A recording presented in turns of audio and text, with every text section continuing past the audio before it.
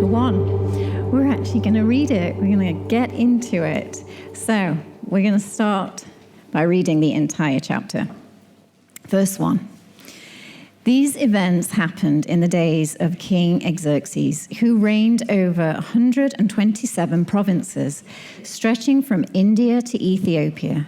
At that time, Xerxes ruled his empire from his royal throne at the fortress of Susa. In the 3rd year of his reign, he gave a banquet for all his nobles and officials. He invited all the military officers of Persia and Media, as well as the princes and nobles of the provinces. The celebration lasted 180 days, a tremendous display of the opulent wealth of his empire and the pomp and splendor of his majesty. When it was all over, the king gave a banquet for all the people, from the greatest to the least, who were in the fortress of Susa. It lasted for 7 days and was held in the courtyard of the palace garden. The courtyard was beautifully decorated with white cotton curtains and blue hangings, which were fastened with white linen cords and purple ribbons to silver rings embedded in marble pillars. Gold and silver couches stood on a mosaic pavement of porphyryl, marble, mother of pearl, and other costly stones. Drinks were served in gold goblets of many designs, and there was an abundance of royal wine reflecting the king's generosity. By edict of the king, no limits were placed on the drinking, for the king had instructed all his palace officials to serve each man as much as he wanted. At the same time, Queen Vashti gave a banquet for the women in the royal palace of King Xerxes. On the 7th day of the feast, when King Xerxes was in high spirits because of the wine, he told the 7 eunuchs who attended him, Mehuman, Biztha, Harbona, Bigtha, Abigatha, Zethar, and Carcass, to bring Queen Vashti to him with the royal crown on her head. He wanted the nobles and all the other men to gaze on her beauty, for she was a beautiful woman. But when they conveyed the king's order to Queen Vashti, she refused to come. This made the king furious, and he burned with anger. He immediately consulted with his wise advisors, who knew all the Persian laws and customs, for he always asked their advice. The names of these men were Karshina, Shethar, Admatha, Tarshish, Meres, Masana, and Memucan, 7 nobles of Persia and Media. I might not have said them right, but hey, you don't know, they don't know either. They met with the king regularly and held the highest positions in the empire. What must be done to Queen Vashti, the king demanded. What penalty does the law provide for a queen who refuses to obey the king's orders? Properly sent through his eunuchs. Memucan answered the king and his nobles, Queen Vashti has wronged not only the king, but also every noble and citizen throughout your empire. Women everywhere will begin to despise their husbands when they learn that Queen Vashti has refused to appear before the king.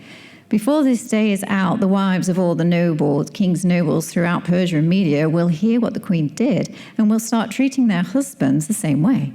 There will be no end to their contempt and anger.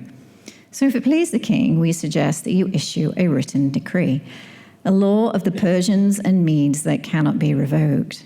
It should order that Queen Vashti will forever be banished from the presence of King Xerxes, and that the king should choose another queen more worthy than she. When this decree is published throughout the king's vast empire, husbands everywhere, whatever their rank, will receive proper respect from their wives. The king and his nobles thought this made good sense, so he followed Memuncan's counsel. He sent letters to all the parts of the empire, to each province in its own script and language, proclaiming that every man should be the ruler of his own home and should say whatever he pleases, or should speak in the language of his own people. Chapter 2, verse 1. But after Xerxes' anger had subsided, he began thinking about Vashti and what she had done and the decree he made. So the opening scene of chapter 1, Esther. It's a fun opening scene. It starts by saying, these events, in my translation it says these events you might have, now it came to pass. In yours, it is a very usual Jewish way of starting a historical text. Joshua, Judges, Ruth, and Samuel all start exactly the same way. It's just one Jewish word. It's a sentence for us, but in Hebrew, it's just actually one word. So we know that this is history, which is good because a lot of people contend that this actually isn't history. And I think, as I mentioned before in the last teaching, that there's a lot of arguments over Esther because there's several things in Esther that isn't recorded in secular history. So people doubt it. But as I said, just because it's not recorded in history doesn't mean it didn't happen. God chooses to record the things that pertain to him and his people, not necessarily to world events. The Bible doesn't have a lot of world events in it, but it doesn't mean that, the two don't actually contradict, though they might not, say the same thing. It doesn't mean that, this isn't history. So a lot of people like to contend it, but I think that because it starts in this way and it came to pass, this very traditional Jewish way, the author wants us to know that this is history. This is what happened. As it says, these events happened. The author is telling us that. He wants us to know this happened. This was real. It's not fiction. This is how it is.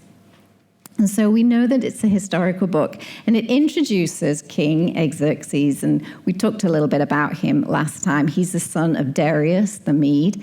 He's the grandson of Cyrus, who sent the Jews back to rebuild, and he is the father to Artaxerxes, who is in fact the king when Nehemiah was the cupbearer. So that puts him in place in history. He is in history a lot. There's Herodotus is a Greek historian. He writes a lot about King Xerxes. It's recorded that he's tall, handsome, and he's a mighty warrior. He's also a womanizer as well. There's a lot of stories of him having lots of women, including his son's wife as well. So he was quite the character, he really was. He was also very angry and brutal as well. He was not reasonable in any way, and there's a story recorded of him as he was going to attack Greece. He needed a bridge being built to cross over, and a storm came and destroyed the bridge that was being built, so he decided to execute those who were building it because it couldn't withstand the storm. But not only that, he ordered that the waves were whipped 300 times.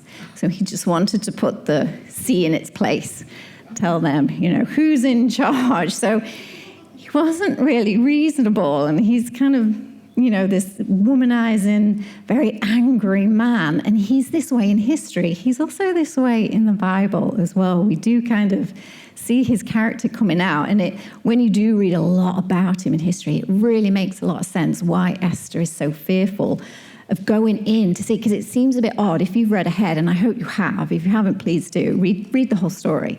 But she's very fearful of going into the king. And for us, it's just like, well, knock on the door. Hey, honey, you got 5 minutes? How hard is that? If this is your king that whips the waves and just randomly kills people, it's really hard. So it sort of makes a lot more sense. Like, okay, I can see why she was a little bit fearful and didn't particularly want to go and ask him or talk to him. But this opening chapter, so we're introduced to Xerxes. Now it says the third year of his reign, which is very interesting because in history as well, there is a war council recorded to have happened in 483 BC. Now King Xerxes came to the throne 486 BC, which is 3 years earlier. So exactly the same time as this is recording this huge feast, we know that he also held a war council. So many people will say that this feast, which lasted 180 days, a lot of months, is this same war council. And that would make a lot of sense that, it includes the military officers and the princes. And so he is gathering the military up and all of these officers across his whole kingdom, across his empire, to show them his wealth, his strength, what he's got, what they can get in return. He's wanting their loyalty. And so this is this 180-day feast. A lot of people think it's a military campaign, that they're going to gather together, decide what they're going to do, and he's sort of bribing them to support him, bring all of their troops and all of their armies to fight for him so he can attack Greece. Now, his father attacked Greece and failed, and he died. And so Xerxes has it in his head that he also wants to revenge his father and conquer Greece. He has a huge empire, and he just wants more, and he thinks he can conquer Greece. However, it doesn't happen. Not that it tells you this in the Bible, but in history, it doesn't happen. Xerxes does lose. But it's interesting because we have this description, very detailed description. And as you read the book of Esther, there are so many details, little tiny details, and then there's details that we don't hear about. And you read through and go, did I need to know that the curtains were white? That they had individual golden gob? Did I need to know all the names of the eunuchs? They're really difficult to pronounce. It's just a pain. Did we need to know those names? What difference does it make what the names of the eunuchs were? I would like to know why Queen Vashti said no, though. We don't get that information. Why does he care about all the decoration, but we don't know why she said no? It's very interesting, the details that are added and the details that aren't. But there's, I'm sure, a reason for that. So one of the reasons for all of these details, I think, is just to show this tremendous strength and wealth that they had. You've got these, it talks about the white cotton curtains and blue satin sashes, which, hanging. They're hangings.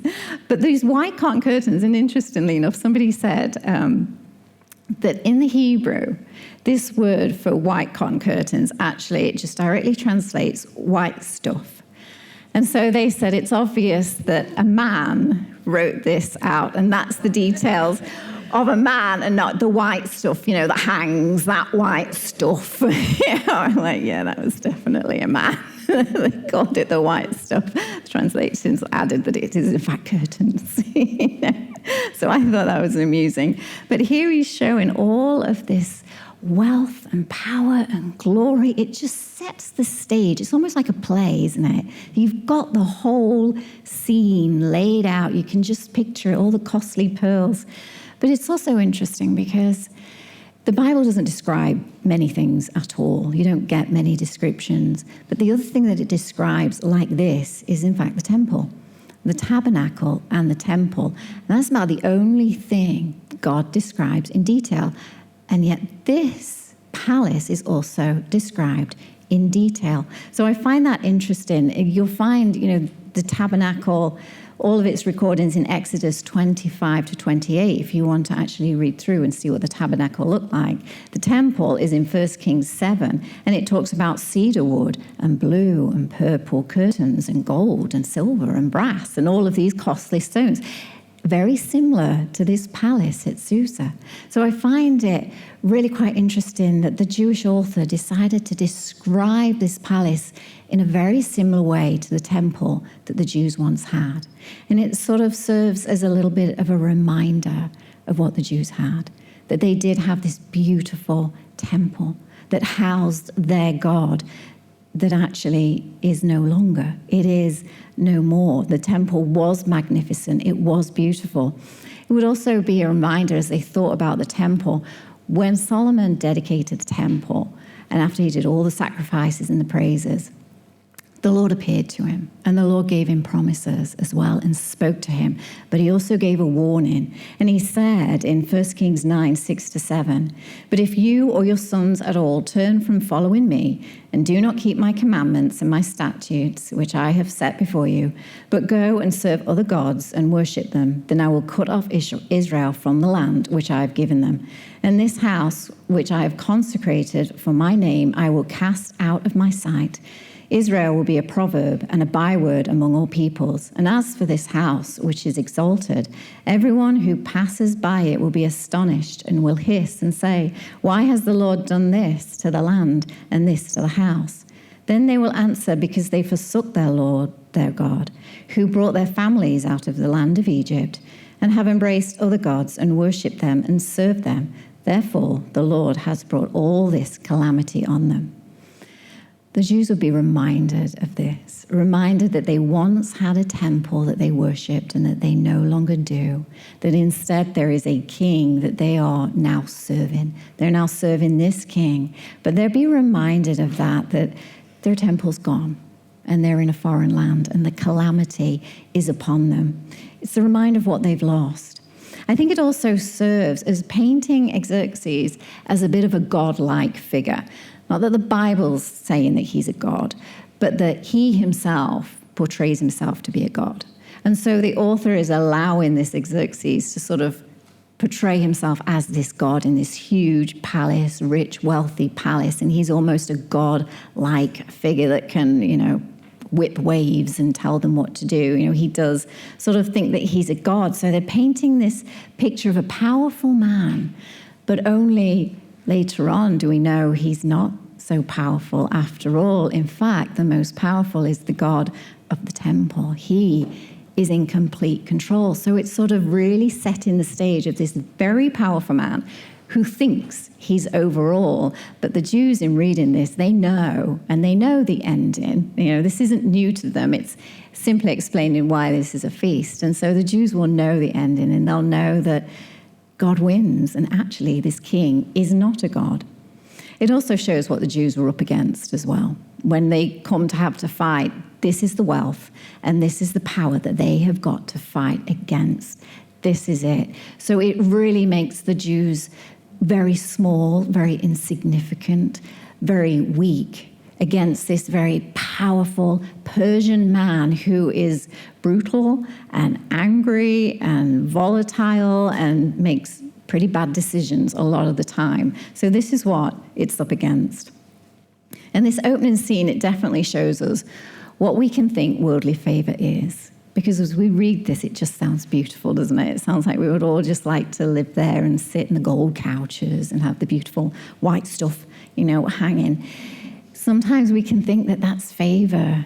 It's wealth and it's power and it's pretty things. And I know as women we can, get dazzled by the shiny things, can't we? Anything that's pretty and shiny, we gravitate towards. We like that kind of thing. We like beauty.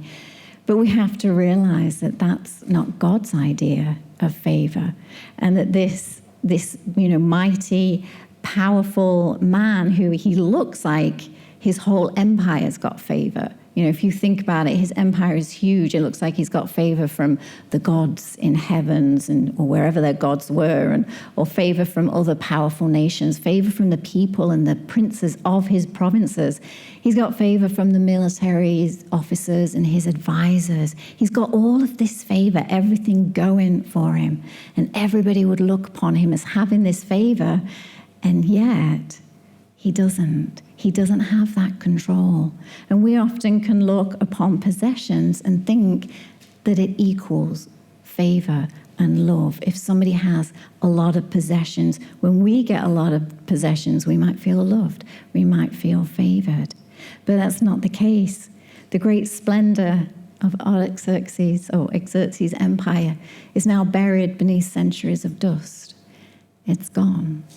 The archaeologists have, years ago, dug it up, French ones. I think there are a lot of artifacts from Persia, from this king. They found all of the jewelry and carvings and things like that, and it's in a museum in Paris. So some of them have been preserved, but they're all behind glass. This kingdom did not last. These things, they don't last.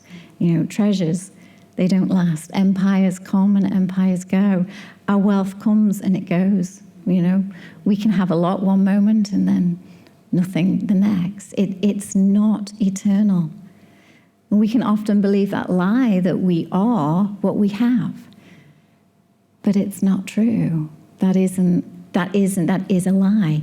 Our identity is not in all of the possessions. Our identity is not in the things that we can accumulate. We equate all of our treasures and wealth with being loved. But that's not the case. Paul said he was content when he had a lot and when he was content when he had nothing. He knew that God still loved him. Even though there was nothing in the bank account, he knew God still loved him. That's not where favor comes from, is from that big bank account. And the rich young ruler He sadly considered his treasures so much that he walked away from Jesus. He valued treasure so much he didn't want to let it go. And he didn't want to walk with Christ. Our treasures are in heaven. That's the only eternal treasures that we can have. Anything here on earth can be stolen, as it says. The thief will steal, rust or decay. But the treasures in heaven, they are eternal, and that's what we look for. So I love the opening scenes of this because it just shows us that there is this grand empire, so beautiful. Today we don't see it. Today it's just dust and rubble.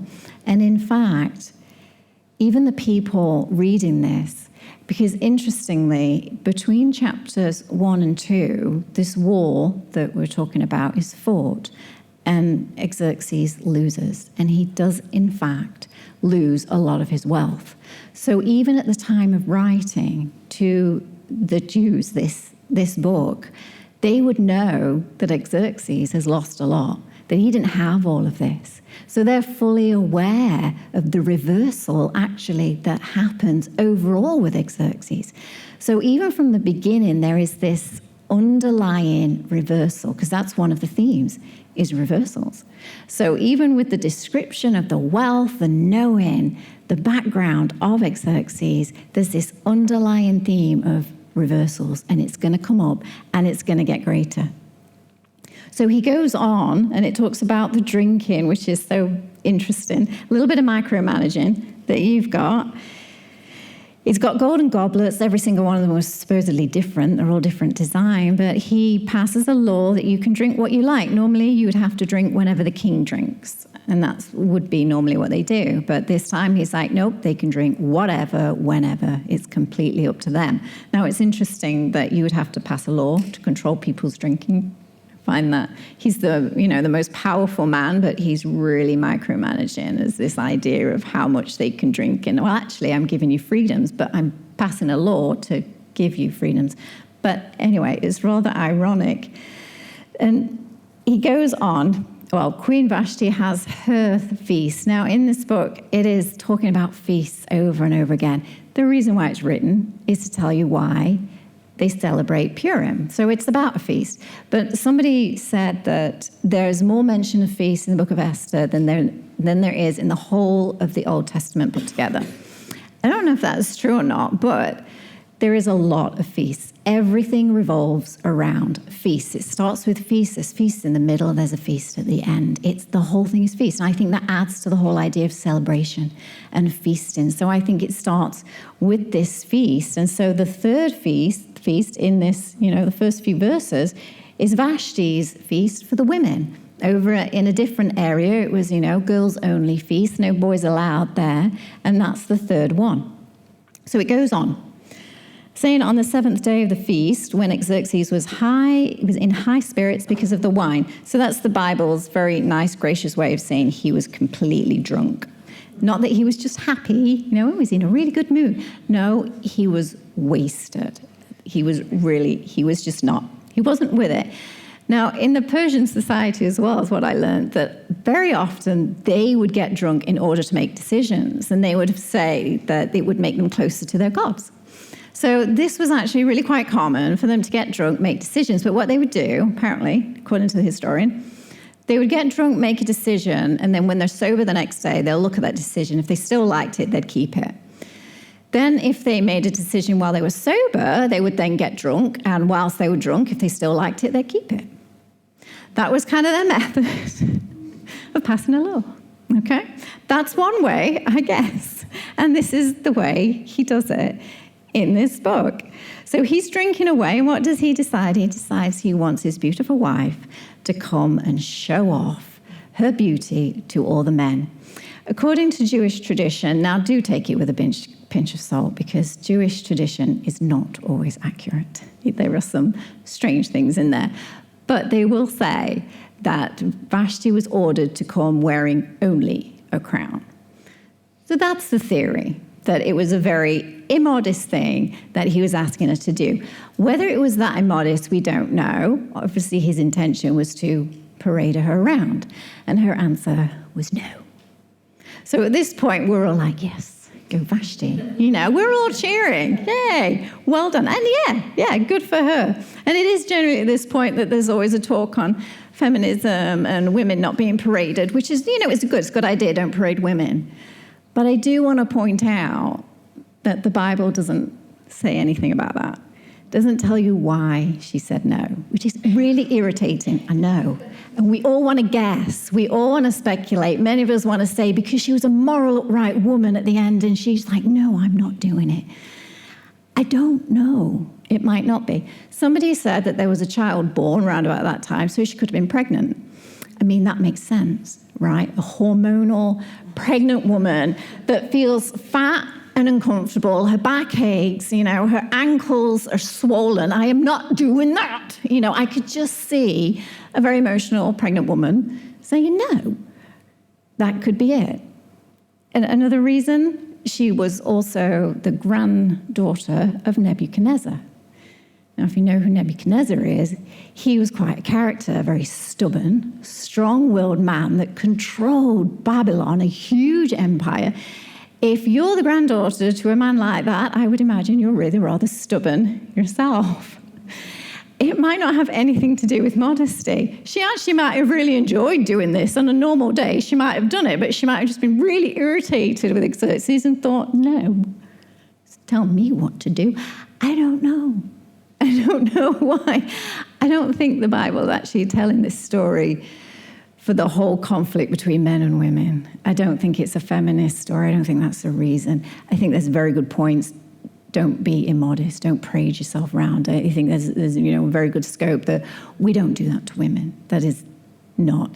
But I don't think the author tells this story to, give the feminists something. I don't think that's why he's doing it. I think there are other reasons possibly why Vashti appears and why we have this very interesting and very funny story. Here's some of the reasons why I think it actually is included. And you can go with the feminist thing that, women's rights, that's brilliant. That's fine. It is one of them. But I'm going to offer a few other reasons as to why there's this story of Vashti. Now, between chapter 1 and 2, and it doesn't read, I read the first verses of chapter 2, it kind of reads like it's the next day. King wakes up and goes, oh, where's my beautiful wife? She's not here. I miss her laugh. I need another one. It's not it. Between chapter 1 and 2, there's 4 years passes. He goes and fights a war. He didn't miss her for 4 years. I find that a little bit odd. He didn't replace her for 4 years. He's more interested in his war. So that says a lot about his character. But it's interesting that the author chooses to start 4 years earlier at this one day, setting this huge scene just to tell us that Vashti stormed out and said, no, I don't want to do that. And, she was gotten rid of. It is introducing the fact that Esther was brought in, but he could have started at Esther anyway and said, hey, you needed a queen. Why did we have to go 4 years before? With this story of Vashti, it seems like it would make sense if you just start there and cut out the earlier one. Anyways, it's here. The story of Vashti is here. You've got all this description, I think partly because it's set in the scene. There's wealth, there's pomp, there's all of these feasts. But there is this woman and there is this story that is very amusing. Now, first of all, I think one of the reasons is that it provides a small attention. Now, there is a tension between a man and a woman, husband and wife, isn't it? It's Xerxes and Vashti. So this is this small attention. Now, the tension between these two people actually spread to the entire empire. Letters are sent and women must not behave like that. And so this small tension between two people becomes a bigger one. So the tension of the whole book is not between men and women. That's not it. The tension of the whole book is between Jews and Gentiles. That's the tension. So this tension that's introduced with the man and the woman is sort of a smaller one that sets the stage for the bigger one, which will be Jews and Gentiles, which is going to be Haman versus Mordecai, and this little falling out that they have, which then expands to the whole of the empire. So again, we see these parallel incidents. It's more of a literacy device that creates a really good story than it is, any moral issues, I think, is what this author is doing. But it adds to the comedy as well. Because let's face it, it's just funny, isn't it? That Vashti says no. It's hilarious, And I love it. In my translation, it says, I asked her properly using Unix. Like, I said it nicely, And she still says no. It's just funny. It's this funny comedic story. And because this book is about celebrations and about laughing, and the Jews do make it very funny when they read Purim and they read the story, it just adds to the humor. It adds to it. It starts off really funny. And so, which is odd because the undertone of Esther is genocide. And that's nothing to laugh at. But the Jews do laugh because the genocide didn't happen. It didn't happen. That's why they can laugh. That's why they can celebrate. And that's why they can laugh at Xerxes and make a joke of it, because no innocent person died. In fact, the only people that died were those trying to kill the innocent people. And that is what they laugh at. So that's why it's funny. And it adds to this comedy. It also adds to the character of the king. It really shows his brutality because Esther's going to come up against him. So there needs to be a background story as to why he's so brutal or why she's so scared of going into this king. Because earlier, he got rid of the other wife simply for saying no.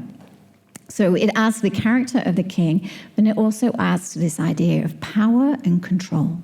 Who is in control? Is the king in control? Is Vashti in control? Are the eunuchs in control? Is it the nobles? Who's in control? Up until verse 12, it was clearly the king. But now we're having doubts. We're not quite sure who's in control. Verse 13, it says he consults these wise advisors. Now, these wise advisors, they're probably astrologers, scientists, lawmakers, not really marriage counselors. So not the best people to go seek if you're having marriage trouble, really. He decides he's going to go to his lawmakers and all of his astrologers and get some advice from them. He's making a personal issue, and he's trying to deal with it by the law, not in a personal way. That's never a good idea, but then this is a man who makes decisions while he's drunk, so, he's a crazy guy. And then you have this character, Momentum, and here he pops up. And he tells, he gives his answer, doesn't he? What should the punishment be to this queen? What's the law? He's asking what the law is. Is there a law, to these queens that disobey? And he comes out and he says, Queen Vashti has wronged not only the king, but also every noble and citizen throughout your empire. I mean, he takes this very personally. I'm not really sure why, but he's like, oh, she's not just wronged the king, she's wronged me as well, and everybody else, and every man in the empire, So he takes it very personally. And the comedy of that is does Vashti have that much power, really? Leaders, have a lot of influence. They can influence. Does she have that much? It's obvious that these nobles are afraid that she did. They were afraid that all of these women were all of a sudden going to go, well, if Vashti's not obeying, neither are we. And there's this fear in some of the most powerful men in this huge empire. Now, these men are the only ones that can come and go from the king. They don't have to ask permission. And they're the wisest people. They are right next to the king. And there's this man who obviously is very fearful that this queen, by saying no, is going to affect every marriage in the empire. So it seems really rather ludicrous when you look at it like that. And so how much power does this man think he has? How much power is he afraid of losing as well? But they have so much power that they've got all this doubt and fear that they're going to lose it and it's going to be lost on this one woman. And then there's Xerxes as well. And the authors set this stage of this really powerful empire. He rules over 127 provinces, but he can't rule over his own wife. And it sort of makes him a bit of a joke. And he knows this as well. So here's this man, all powerful, can't control his wife. He also can't control his own emotions. He gets very angry. So there's two things here. He can't control his wife and he can't control his emotions. Who's in control at this point? It's not the king. It's definitely not him. He's now out of control. And one commentator said, the balloon of his prestige, which has been so carefully established, is pricked by a woman who will not come to his party. And it's really rather funny that he gets so angry because she just said no, she won't come. She won't come into his presence. And that all of this kicks off. You've got this man thinking, and he actually says, by the time this day is out, we're all going to go home and our wives aren't going to cook us meals. They're not going to sleep with us. You know? He's afraid he's going to go home. And his wife's like, no, you're on the couch. She said no, I'm saying no too, and I'm not cooking dinner. You know? It's comical. Like, what kind of relationship does this momentum have? You know, what kind of relationship do all the men have? If now there's a law that has to say all the women have to obey, you know, it's funny. It's so comical. You look at it, people grasping for power and control, and yet they seem to be losing it, don't they? They're afraid that one woman's saying no, now every single woman's going to say no. It's very funny. So also, verse 19, he goes on. And so what they decide is they're going to write this decree. It's the law that cannot be revoked, and we'll see that again later. And it orders that the Queen Vashti shall be banished forever and never see King Xerxes, and that the king is going to choose another queen more worthy than she. And he says that he writes this law, doesn't he? That every man should be the ruler of his own home. It's ironic because the king wasn't the ruler in his home, was he? And he actually writes it down for everybody to know. I mean, he could have kept it quiet, could have dealt with it in secret, but no, he splashes it out on the law. He kind of makes it worse for himself. I mean, the comedy, it just gets funnier how this king behaves. This law is trying to control, but it also highlights that he's got no control. It just kind of gets a little bit worse. You're like, I can't, why are you doing this? This is a really bad way of handling things. But the only power that this king has at this point is to punish. That's all he's got left, because he can't get her to come. He's got no power to actually make her obey him. So all he's got left is to punish. And that's the only power he's got left. And he can only exert his control through punishment and dominance. It shows that he's also of a one-track mind, that it's all about him. Everything is about him. He's more concerned how he was wronged rather than how he was wrong. And he was very wrong on many occasions, but he doesn't care about that. It's all about him and how somebody's disobeyed him. It's all about him. Xerxes contrasts with Jesus, the true king, the real king, the king that we serve.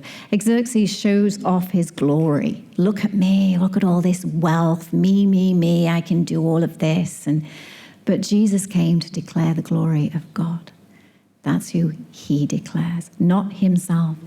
Xerxes tries to control everything around him, including the waves, the sea. But Jesus has the absolute power, and we know he had control over the wind and waves, didn't he? Just by speaking. His presence can control nature. He has the absolute power. And Xerxes was selfish. It's all about him. Everything's about him and his satisfaction. But Jesus was sacrificial. He washed the feet of his disciples. He healed the sick.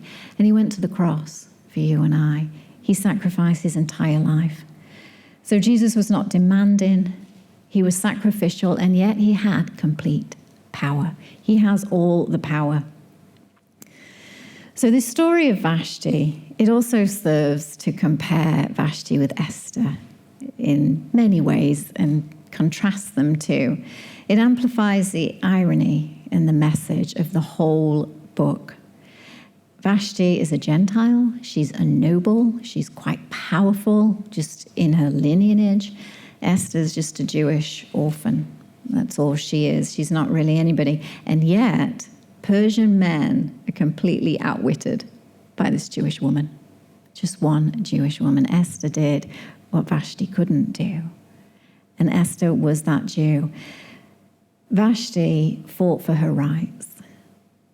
She decided she didn't want to go and no one's telling her what to do for whatever reason. She fought for her own rights, but she, in fact, lost them. She lost influence and she lost power. But Esther, she seeks the Lord. And she actually gains influence and gains power. Esther's not in control at all. You see all of these people in this first chapter, it seems like they're fighting and grasping for control. This king who has massive amounts of control and wants to control waves. His queen that wants to be in control of her own life. You've got the nobles that want to be in control as well of the king and all the laws. There's all this control. Esther has no control over her own life at all. But the reality is, though the king thought he had all this control, we know from Psalm 2, don't we, if you remember the royal Psalms, that God sits in the heavens and laughs. And he laughs. And this story is just, it sort of personifies that whole psalm. This is a story that personifies it, and just a real example of God just sitting on the throne and laughing at this man who thinks he is all powerful, but God's like, no, you're not. You're not powerful. He's just laughing at King Xerxes. And it's a sobering thought that if a strong and wealthy king is not in control, what chances do we have of being in control of our own lives and circumstances? We shouldn't be aspiring to be in control. The only thing that we should aspire to do is to walk in the will of God and to be in control of our own emotions and our own tongues. That's about the only thing we have control over is ourselves. We can't control circumstances. We can't control people. Xerxes tried, so did the nobles. But the only thing we truly have control over, and what the Bible tells us, is ourselves and our mouths. That's it. That's what we should be looking to. So as we've examined these controlling, worldly people, favor doesn't lie in earthly possessions or being powerful. Being favored is not a case of being in control of your circumstances in your life, but it is in choosing how you respond to them. That's where the favor lies. And Esther, as I said, was not in control of her life. She was an orphan. She was taken. She's not in control, but she was very much in control of how she responded to all those situations by seeking the Lord. So we don't seek control, but what we can control is our response. Let's pray. Father, we thank you for Esther. Lord, just these opening scenes of this palace of all its beauty, the king of all its power. And yet, Lord, we look to you. You are the king who has all the beauty. You are the king with all the power. Lord, may we not seek control over things in our lives, over people in our lives. May we seek you, the God who is in control. May we find safety in you. And Lord, may we look at our responses. May we seek you to help us to regulate our emotions. Help us to guard our tongues. Help us to speak wisely. Help us to respond in the right manner. Not like the king, Xerxes, but Lord, with grace and love like Jesus. Lord, we pray that you would make us more like you. In your name, amen.